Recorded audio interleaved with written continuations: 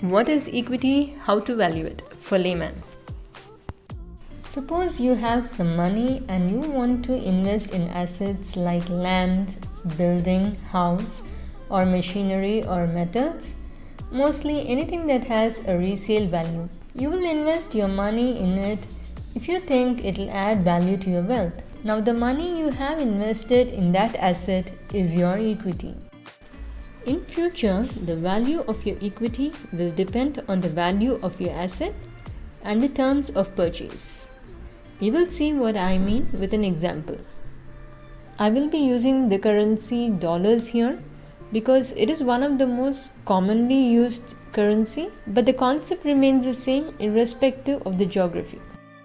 Now let us assume you want to invest in a property worth $100,000. Now you have two options. You can invest $100,000 and be the sole proprietor of the asset. Then your equity in the asset is $100,000. Second option, if you are willing to invest in it only partially, then you need to bring in some partners or take a bank loan to fund the remaining amount. Suppose you invest $20,000 and the remaining is funded by your partners or a lender, then your equity in the asset is $20,000. How to value your equity in the asset? First scenario, let us assume that you went with the first option and you have invested $100,000 in the asset. Now your equity in the asset is 100%. Let's see how a change in asset value over a period affects your equity. If your asset value remains unchanged, your equity value is same as the asset value and your returns over the period is 0%. If your asset value appreciates by 20%, then your asset value has increased by $20,000 to $120,000. Your equity is same as your asset value at $120,000. Now your returns over the period is 20%, which is the same as the appreciation in the asset value. Now if your asset depreciates by 10%, then your asset value goes down to $90,000 and your equity is the same as your asset value. Your returns over the period is a loss of 10%, which is same as the depreciation in the asset value. Here in this scenario, the return on equity over the period is same as the return on your asset. Now let's consider the second scenario. Assuming you went with the second option of partial investment in the asset, then your equity in the asset is 20% and your other partners own the remaining 80%. That is, you have invested $20,000 in the asset while your partners have invested the remaining $80,000. Now let's see how a change in asset value affects your equity. If your asset value remains the same over the period, then your equity value remains the same at $20,000 with no return. If the asset value appreciates by 20%, then the asset value is $120,000 and your partner's equity has appreciated by 20% to $96,000 and your equity has appreciated by 20% to $24,000. So your returns over the period is 20%, which is the same as the appreciation in the asset. But if your asset value depreciates by 10%, then the asset value is at $90,000. Your partner's equity has gone down 10% to $72,000 and your equity is also down 10% at $18,000. So your return over the period is a loss of 10%. So here you can see in the second scenario and the first scenario, the return on your equity over the period is same as the return on the asset over the period. Now let's consider the third and the last scenario. You have taken the second option and you have decided to go with the lenders instead of partners. Your equity in the asset is 20% and the remaining 80% is lent by a bank at 10% interest. Now here it's interesting to see how a change in asset value affects your equity.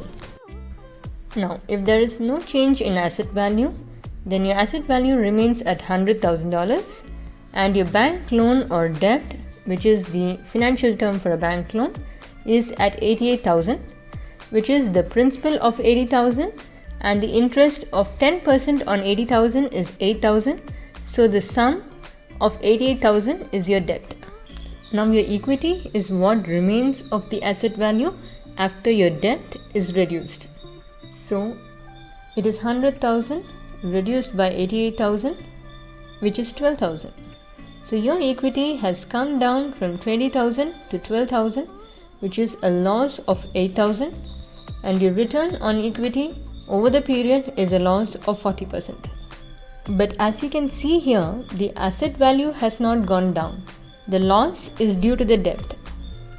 Now, if your asset value appreciates by 20%, then the asset value has increased from 100,000 to 120,000. Your bank loan remains the same at 88,000 irrespective of the change in asset value. Now your equity is asset value reduced by the debt, which here is $32,000.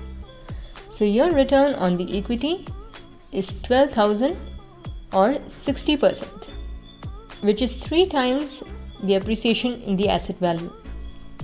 Now if your asset depreciates by 10%, then the asset value has come down from 100,000 to 90,000.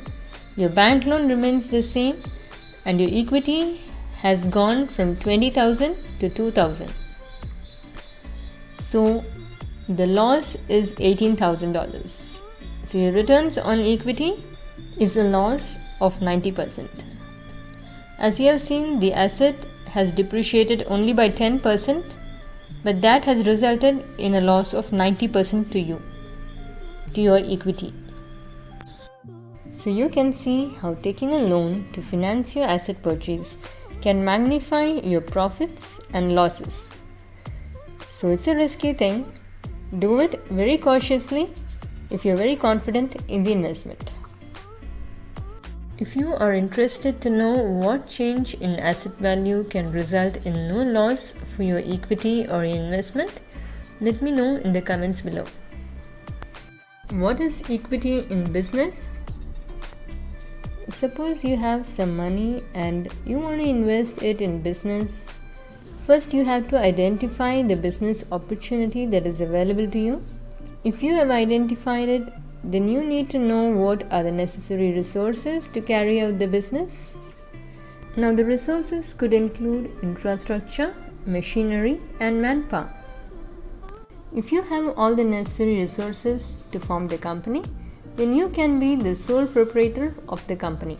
But if you have identified the business opportunity and don't have the necessary resources, then you need to find partners who are willing to invest in your business, so you can form a partnership company. You can also form a private or a public limited company, but that will have more legal formalities. If you want to hear more about partnership company or private or public limited company, let me know in the comments below. Now let us assume your business requires $1 million in investments. Now if you are the sole proprietor of the company, your investment is 100%. So your equity value in the business is $1 million. If you have formed a partnership company and have a written agreement with your partners to bring in an investment of 30%, then your equity value in the business is $300,000. If you have formed a private or a public limited company following all the required legal formalities and your share of investment in the business is 5%, then your equity value is $50,000.